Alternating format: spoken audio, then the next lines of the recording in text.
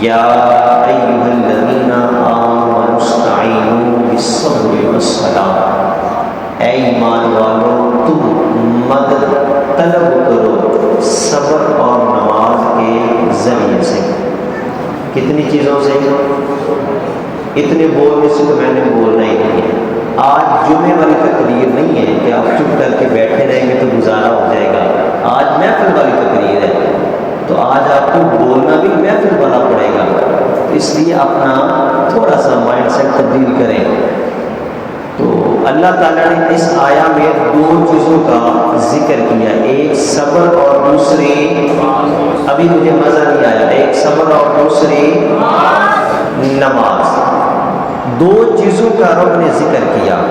فرمایا اگر تم مدد طلب کرنا چاہتے ہو تو دو چیزوں سے کرنا، ایک صبر ہے اور دوسری نماز۔ ایک نیک انسان نے رب کے اس فرمان پہ عمل کر لیا، اس نے صبر سے بھی مدد مانگی، نماز سے بھی صبر مانگی، مدد مانگی، دونوں چیزوں سے اس نے مدد مانگ کر رب کی بارگاہ میں پہنچ گیا۔ اب چیزیں تھی دو، انعام ایک چیز پہ ملنا چاہیے تھا کہ دونوں پہ؟ بلند آواز میں، کتنی چیزوں پہ؟ کیونکہ جس نے عمل دونوں پہ کیا ہے یا جس نے نماز پہ کیا اس کو بھی انعام ملنا چاہیے، جس نے صبر پہ کیا اس کو بھی انعام ملنا چاہیے، لیکن رب تعالیٰ نے جب انعام دیا نا تو رب نے کیا کہا، ان اللہ مع الصابرین، اللہ کن کے ساتھ ہے؟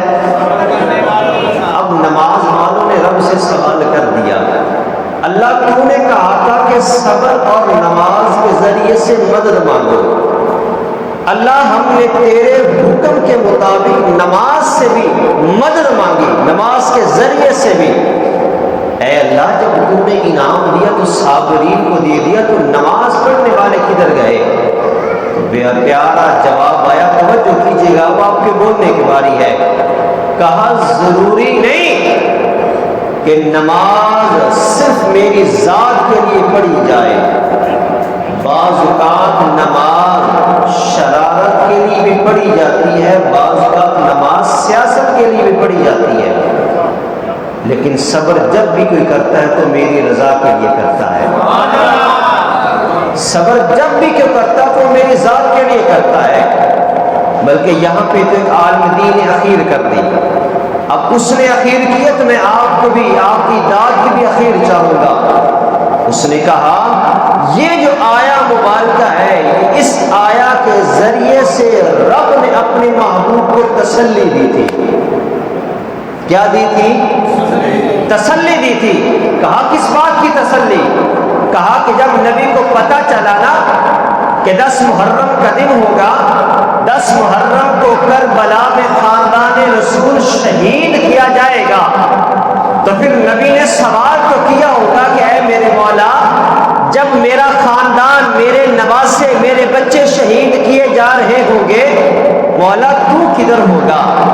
تو پھر یزیدی فوج میں بھی مسلمان تھے، حسینی بھی مسلمان ہیں۔ اب توجہ کرنا آپ کی باری ہے، یزید کی طرف سے بھی اللہ اکبر کی صدائیں آ رہی ہیں، حسین کی طرف سے بھی اللہ اکبر کی صدائیں آ رہی ہیں، یزید کی طرف سے بھی حی علی الصلاۃ کی آوازیں آ رہی ہیں، حسین کی طرف سے بھی حی علی الصلاۃ کی آوازیں آ رہی ہیں، یزید کی طرف سے بھی حی علی الفلاح کی آوازیں آ رہی ہیں، حسین کی طرف سے بھی حی علی الفلاح کی آوازیں آ رہی ہیں، یزید کی طرف سے بھی رکوع ہو رہے تھے، یزید کی طرف سے بھی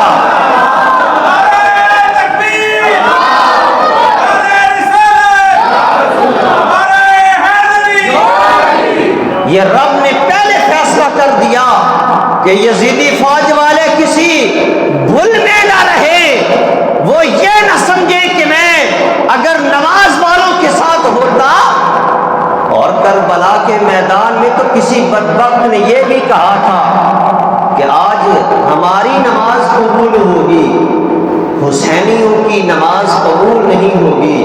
کہا وجہ کیا ہے؟ کہا کہ دیکھو ہم جیت رہے ہیں، وہ ہار رہے ہیں، تو رب ہمارے ساتھ ہے نا۔ اگر رب نمازیوں کے ساتھ ہوتا تو پھر ان کی تو بات بری ہو گئی تھی۔ رب نے فرمایا معمول تو پریشان نہ ہو، میں تجھے تسلی دے رہا ہوں، کربلا کے میدان میں رب یزیدیوں کے ساتھ نہیں، رب حسین کے ساتھ ہوگا، کیونکہ صبر ان کے ساتھ ہے، صبر ان کے ساتھ ہے۔ فرمایا ان اللہ مع الصابرین۔ اور یہاں پہ ایک بات میں آپ کی اور آپ کے نالج میں ایک نقطہ دینا چاہتا ہوں۔ اگر آپ نے کسی مریض کو خون دینا ہو، ٹیسٹ ہوتا ہے کہ بغیر ٹیسٹ کے خون دے دیا جاتا ہے، بولے ٹیسٹ ہوتا ہے نا۔ اگر خون میں کوئی مسئلہ ہو، خون لگتا ہے کہ نہیں؟ بولے نہیں لگتا۔ خون بالکل جب صاف ہو، پاک ہو، پھر خون لگتا ہے۔ ایسے ہی ہے، یہ ہماری سائنس بھی کہتی ہے، ہمارا میڈیکل بھی یہی کہتا ہے۔ اور اگر کراس میچنگ میں کوئی مسئلہ آ جائے تو خون لگتا نہیں۔ میرے رب کو پتا تھا کہ ایک وقت ایسا آئے گا کہ خاندان رسول نے اپنا خون دے کر اسلام کے پودے کی آبیاری کرنی ہے۔ اب پتہ نہیں آپ پہنچیں گے اس مقام تک کہ نہیں پہنچیں گے، مجھے نہیں پتا۔ بہرحال دامن وسیع کر لینا، جس مقام پہ آپ کو لے کے جانا چاہتا ہوں۔ رب کو پتا تھا کہ ایک مقام ایسا بھی آئے گا کہ جس مقام پہ آ کر خاندان رسول نے اپنے خون کے ذریعے سے اسلام کے پودے کی آبیاری کرنی ہے۔ فرمایا کہ اصول یہ ہے، دنیا کا اصول یہ ہے، طب کا اصول یہ ہے، میڈیکل کا اصول یہ ہے، خون وہ لگتا ہے جو پاک ہو، جو صاف ہو، جو ہر عیب سے، بیماری سے پاک ہو۔ فرمایا کل کو کوئی یہ نہ کہہ دے کہ اسلام کو جو خون لگا تھا اس میں کوئی بیماری تھی، تکلیف تھی، نجاست تھی۔ میرے اللہ نے پہلے اعلان کر دیا انما یرید اللہ لیذھب عنکم الرجس اہل البیت۔ اے نبی کے خاندان والوں، میں نے تم کو نجاست سے پاک کر دیا ہے، تمہاری ذات کو، تمہارے خون کو، تمہاری سوچ کو، تمہاری فکر کو، تمہاری نظر کو، تمہارے دل کو، ہر طرح کی نجاست سے پاک کر دیا ہے، تاکہ جب کربلا کے میدان میں اس خاندان رسول کا خون اسلام کے پودے کو لگنا لگے تو یہ خون ہر طرح کی بیماری سے پاک ہو۔ رب کی ذات نے انما یرید اللہ لیذھب عنکم الرجس اہل البیت، اللہ کی ذات نے اس خون کو پہلے ہی پاک فرما دیا تاکہ اس اسلام کے پودے کو، اور یہ روایات میں آپ نے بھی پڑھا ہے، خاندان رسول ہی وہاں پہ تھا، خاندان رسول ہی وہاں پہ تھا۔ اللہ وجہ کیا ہے؟ فرمایا وجہ یہ ہے کہ ان کو میں نے پاک فرمایا ہوا ہے۔ آج جو خون کی بوتلیں لگنی ہے نا، وہ ساری کی ساری پاک ہوں گی۔ اس لیے رب تعالیٰ قرآن پاک میں ارشاد فرماتا ہے قل تعالوا۔ جب یہودی آئے نا اور عیسائیوں کا ایک وفد آیا، انہوں نے آ کر نبی کریم سے کہا کہ آپ کا ہمارا جھگڑا اتنا بڑا نہیں ہے، فیصلہ ہم کرتے ہیں۔ کہا جی فیصلہ کیا کرنا ہے؟ ندعو ابناءنا وابناءکم ونساءنا ونساءکم وانفسنا وانفسکم۔ آپ اپنے بیٹے بلائیں، ہم اپنے بیٹے لے کے آتے ہیں۔ آپ اپنی خواتین کو لے کے آئیں، ہم اپنی خواتین کو لے کے آتے ہیں۔ آپ اپنے آپ کو لے کے آئیں، ہم اپنے آپ کو لے کے آتے ہیں، اور آ کر مباہلہ کرتے ہیں۔ کیا کرتے ہیں؟ مباہلہ کرتے ہیں۔ جو سچا ہوگا وہ تر جائے گا، جو جھوٹا ہوگا وہ مر جائے گا۔ ہائے ہائے ہائے، جب نبی کریم اپنے گھر سے نکلے نا، اللہ اکبر اللہ اکبر، جب نبی کریم اپنے گھر سے نکلے، ادھر فاطمہ، ہے آپ کے بولنے کی باری ہے، ادھر فاطمہ، ادھر علی، ساتھ حسن ہے، ساتھ حسین ہے، یہ 5 تن پاک، اب آپ کے بولنے کی باری ہے، یہ 5 تن پاک جب گھر سے نکلے، اور جب کافروں نے دیکھا نا ان 5 تن پاک کو، میں کہتا ہوں کہ اے مسلمان، اگر تیرا ان 5 تن پاک کے بارے میں عقیدہ صحیح نہیں ہے تو پھر تجھ سے بہتر تو وہ کافر کیوں نہ تھے کہ جنہوں نے جب 5 تن پاک کو دیکھا، 5 تن پاک کو دیکھ کر ان کا جو سب سے بڑا عالم دین تھا وہ پیچھے ہٹ گیا۔ ساتھیوں نے پوچھا ہمیں لے کے آنے والا تو، ہماری خواتین کو لے کے آنے والا تو، ہمارے بیٹوں کو لے کے آنے والا تو، اب تو پیچھے کیوں جا رہا ہے؟ اس نے کہا تم جانتے نہیں ہو یہ 5 ہستیاں جو آ رہی ہیں، اگر زبان سے نہیں، اگر پہاڑوں کو بھی اشارہ کر دے، خدا کی قسم پہاڑ اپنے رستے چھوڑ دیں ان کے لیے۔ کہا یہ چھوٹی ہستیاں نہیں ہیں، یہ 5 تن پاک ہیں، ان کے رستے میں تو کوئی آ سکتا نہیں ہے۔ جب ان ہستیوں کو کافروں نے دیکھا تو وہ ڈر گئے، تو رب تعالیٰ نے جب امتحان لینا تھا انہی 5 ہستیوں کے خاندان سے لیا۔ اور یہاں پر میں ایک اور بات کرتا چلوں، ایک اللہ کا نیک بندہ تھا، وہ مسجد میں نماز پڑھنے نہیں جاتے تھے۔ کیا کرنے؟ اب آپ کی توجہ نہیں رہی، مجھے لگ رہا ہے یہ جیسے جیسے یہ آ رہا ہے نا چیزیں، اب آپ کی توجہ میری طرف نہیں ہے، لیکن آپ میں توجہ انشاءاللہ اپنی طرف لے کے آؤں گا۔ یہ دنیا ان کو ادھر رہنے دے، یہ انشاءاللہ ملے گا، پریشان نہ ہو۔ ایک اللہ کا ولی تھا، وہ مسجد میں نماز پڑھنے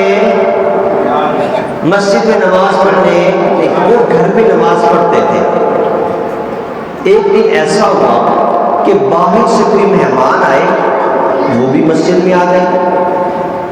لوگوں نے اعتراض کیا کہ یار یہ کیا ماجرا ہے کہ پہلے نماز کے لیے مسجد میں آتے نہیں، آ جائیں 2-4 نمازیں پڑھیں یہ چلے گئے، یہ کیا ماجرا ہے؟ ان سے جب پوچھا نا تو انہوں نے کہا کہ جو امام صاحب پہلے تھے نا، میں ان کے پیچھے کیسے جا کے نماز پڑھوں؟ وہ اللہ اکبر کر کے اپنے خیالوں میں گم ہو جاتے، کبھی منڈی جا رہے ہوتے، کبھی بازار جا رہے ہوتے، تو میں ان کے پیچھے نماز پڑھ ہی نہیں پاتا، میں کہاں ان کے پیچھے جاؤں، میں گھر پہ پڑھ لیتا ہوں۔ کہا آج کیوں آئے تھے؟ کہا آج جو آنے والا تھا نا وہ بھی اللہ کا ولی تھا، وہ بھی اللہ کا۔ کہا اس نے جب اللہ اکبر کہا نا تو پھر وہ کہیں گیا نہیں، وہ اس نے زمین پہ اللہ اکبر کہہ کے اللہ کی طرف سفر کرنا شروع کر دیا۔ کہا اس نے ہمیں بھی رب کی بارگاہ میں پہنچا دیا، خود تو جانا ہی جانا تھا، خود بھی رب کی بارگاہ میں چلا گیا۔ پتہ چلا ولی وہ ہوتا ہے جس کی نماز میں دنیا کا خیال نہ ہو۔ ولی کون ہوتا ہے؟ مجھے آواز میں، ولی کون ہوتا ہے؟ جس کی نماز میں دنیا کا، یار اگر ولی کی نماز میں دنیا نہیں آ سکتی تو کیا علی کی نماز میں آ سکتی ہے؟ اب آپ کے بولنے کی باری ہے۔ اگر ولی کی نماز میں دنیا نہیں آ سکتی، کیا علی کی نماز میں آ سکتی ہے؟ بلند آواز میں آ سکتی ہے؟ یار اگر علی کی نماز میں دنیا نہیں آ سکتی، کیا نبی کی نماز میں دنیا آ سکتی ہے؟ بلند آواز میں، کیا نبی کی نماز میں دنیا آ سکتی ہے؟ اگر نبی کی نماز میں دنیا نہیں آ سکتی لیکن حسین تو نبی کی نماز میں ہے نا، حسین تو ہے نا، میرا نبی سجدے میں ہے، حسین نبی کی پشت میں ہے۔ ارے دنیا نبی کی نماز میں نہیں ہے، حسین نبی کی نماز میں ہے۔ اب فیصلہ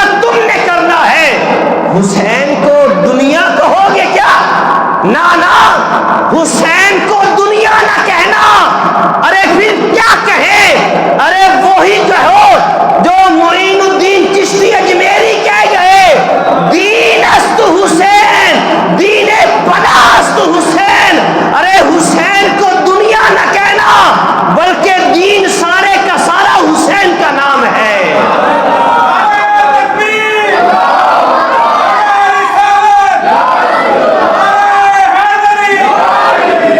کہا حسین دنیا نہیں ہے، حسین کیا ہے؟ یہ معین الدین چشتی اجمیری فرما گئے، فرمایا دین است حسین۔ کہا حسین دنیا نہیں دین ہے، بلکہ اس سے بھی اگلی بات کر گئے، دین پناہ است حسین۔ جب اسلام کو پناہ چاہیے تھی تو وہ حسین کے پاس آ گئے، وہ حسین کے پاس آ گئے۔ حسین سے کسی نے پوچھا تو ہوگا نا، حسین پیاس نہیں لگ رہی؟ حسین نے کہا ہوگا کہ نانے نے زبان چسائی تھی۔ ہائے ہائے ہائے ہائے ہائے ہائے، نانے نے پتہ نہیں آپ اس مقام تک جا رہے ہیں یا نہیں جا رہے، کہا نانے نے زبان چسائی تھی، وہ اسی دن کے لیے جو چسائی تھی نا کہ جب کربلا کا دن ہوگا میرے حسین کو میری زبان کی ٹھنڈک ملتی رہے۔ اور کہا حسین نبی کے سوار کندھوں پہ سواری کی ہے، وجہ کیا ہے؟ کربلا میں حسین نے کہا اس لیے کی تھی کہ میرے نبی نے کہا حسین آج نبی کے کندھے ہیں، کل کو اگر کربلا کی ریت میں آنا پڑ جائے تو پریشان نہیں ہونا۔ تم نے یہ یاد رکھنا ہے کہ حسین نبی کے کندھوں پہ بھی سواری کی ہے، وہ بھی رب کی مرضی تھی۔ اور آپ کو ایک اور بات بتاؤں میں، شاید یہ آخری بات ہو، چونکہ مجھے لگ رہا ہے کہ آپ کی توجہ جو ہے وہ آدھی میری طرف ہے۔ آخری بات، حسین نبی کی پشت پر اور نبی سجدے میں، صحابہ کہتے ہیں کہ سجدہ نبی کا لمبا ہو گیا۔ اب توجہ آپ نے کرنی، نبی سر نہیں اٹھا رہے۔ اللہ یہ کیا ماجرا ہے؟ پہلے 3-5 سال نبی اپنی مرضی سے سر اٹھاتا ہے پہلی نمازوں میں، آج پشت پہ حسین ہے، نبی اپنی مرضی سے سر نہیں اٹھا رہے۔ نماز رب کی، نبی نماز میں، نبی سجدے میں، نبی کی پشت پہ حسین ہے، نبی پہلے اپنی مرضی سے سر اٹھاتا ہے۔ 3 تسبیح پڑھ کے سر اٹھا لے، 5 پڑھ کے اٹھا لے، 7 پڑھ کے اٹھا لے، یہ نبی کی مرضی تھی۔ آقا کیا وجہ آج سر نہیں اٹھا رہے؟ فرمایا آج جب حسین چاہے گا تب سر اٹھایا جائے گا۔ آقا کیا وجہ؟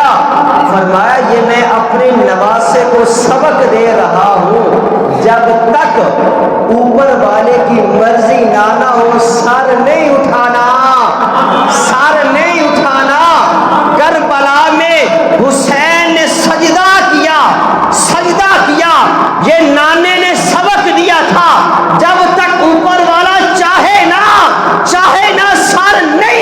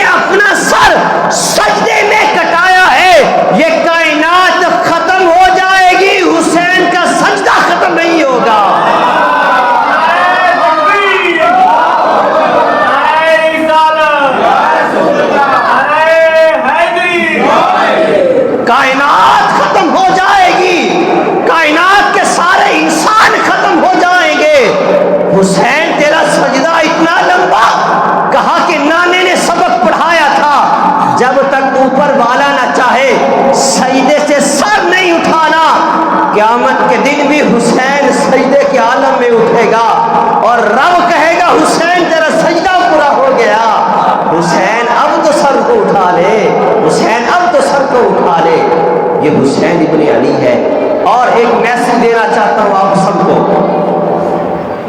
ہم اہل بیت کا ذکر کرنے والے ہیں، اہل بیت سے پیار کرنے والے ہیں، ان کی محبت کے جلوے اپنے دل میں لے کے پھرتے ہیں.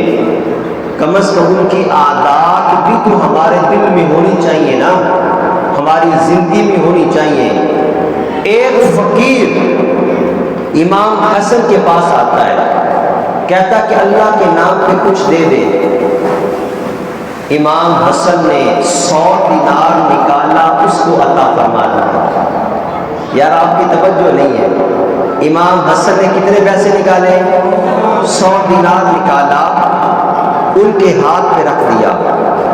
فقیر بھی سیانہ تھا، امام حسن سے ہو کر امام حسین کے در پہ چلا گیا. امام حسین کے پاس جب گیا نا تو امام حسین ان سے پوچھتے ہیں کہ پہلے بھی کہیں سے کچھ لے کے آئے ہو؟ کہا ہاں امام حسن کے پاس گیا تھا، ان سے لے کے آیا ہوں. کہا انہوں نے کتنے دیے؟ کہا جی 100 دینار دیے ہیں. کہا وہ میرا بڑا بھائی ہے، ان کی برابری نہیں کر سکتا، میں تجھے 99 دینار دیتا ہوں. یہ بڑے بھائی کا ادب ہے. آج ہمارے گھروں میں بڑے بھائیوں کا ادب ختم ہو گیا. یہ امام حسین نے کر کے دکھایا. اور اس سے بھی اگلی بات، وہ فقیر عبداللہ ابن عمر کے پاس جاتا ہے، حضرت عمر کے بیٹے کے پاس. حضرت عبداللہ ابن عمر ان کو 60 دینار دیتے ہیں. وہ فقیر کہتا ہے حسن نے رضی اللہ تعالیٰ مجھے 100 دینار دیے، امام حسین نے 99 دینار دیے، آپ صرف 7 دینار دیں گے؟ انہوں نے بڑا پیارا جواب دیا. عبداللہ ابن عمر کہتے ہیں کہ تجھ پہ افسوس ہے، کیا تو مجھے حسن اور حسین کے ساتھ ملانا چاہتا ہے؟ ان کی شان کہا، میری شان کہا، میں ان جیسا نہیں ہوں. یا جب عبداللہ ابن عمر صحابی رسول حضرت عمر کے بیٹے نبی کے نواسوں جیسے نہیں ہو سکتے، آج ہمارے جیسے گنہگار ان کی شان کا کیسے ہو سکتے ہیں؟ نہ ہم تھے نہ ہم ہوں گے ان جیسے.